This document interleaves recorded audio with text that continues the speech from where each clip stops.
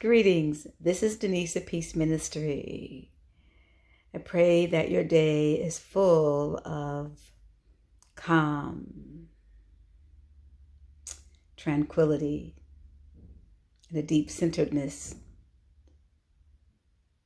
And if not, I invite you to remember that your well-being is just a breath away. Let's breathe.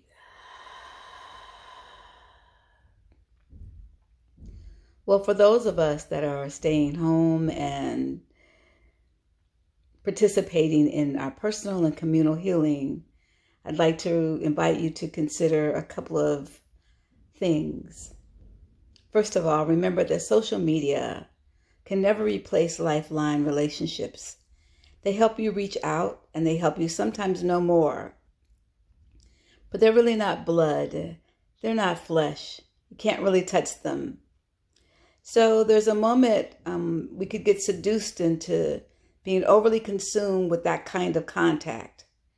There's a period of time when you need to turn those things off.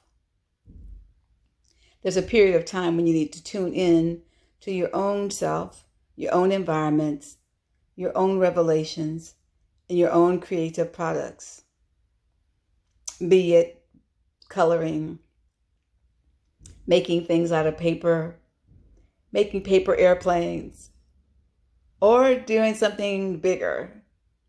But you have to come home to yourself.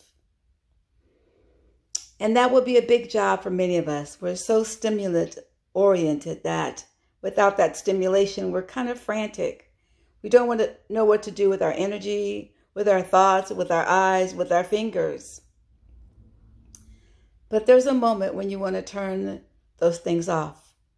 There's a moment when you want to give your fingers a break. There's a moment when you just want to do this. Do that on your hands, 15, 20 times on each hand. There's a moment when you want to just shake everything loose. It's a simple thing, but there's a moment where you're going to need to turn something off. And when we just are so accustomed to all that finger activity on our phones, televisions, tablets, computers, we tend to not know what to do with our bodies. So we have to retrain our bodies on what they are designed to do now. So don't allow the seduction of media as a replacement for relationship and connection put you in a position where you could be in deeper addiction and could enter into some relationships that are not whole or healthy. Unfortunately, there's a lot of predatory activity that is occurring. People who want you to buy things, people who want to enter into your lives from darker sides, people who want to be exploitive and vent and absorb your energy. And you're going to have to make a decision to turn it off. I'm using this video as a medium for you to remember that and to be affirmed by that and to support it. The other thing I'd like to lift up is that when we're in close proximity with people that we typically do not spend a lot of time with, tension will arise. You don't need me to tell you what you're going through. All of a sudden, they're too close. The noise they make is annoying. The way they do a particular thing is disgusting. And how they do something simple like chew is way over the top. Like, good Lord, can you chew quieter? Can you close your mouth? Do you have to smack? You know what you're going through. Well, I grew up with 8 brothers and sisters, so of course I got a little sense of that. But those folks, you're going to learn how to mediate your conversations and your relationships. There's a moment when talk time is important in those relationships so that you can discern what is bothering people and what changes need to occur to allow a more tranquil environment.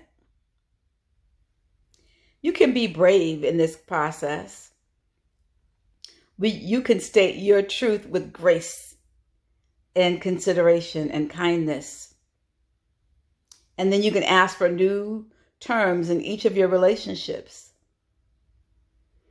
You know, it's going to take some work, because the thing about going to work is that you can get away from things. The thing about going to school is that you can get away from things and away from people. My daughter said when it was time to go off to college, she said, I am leaving the state to go to college because you people get on my nerves. I was thinking, well, it's a good thing, because you, my friend, have truly worn my nerves thin. So let us all have a break.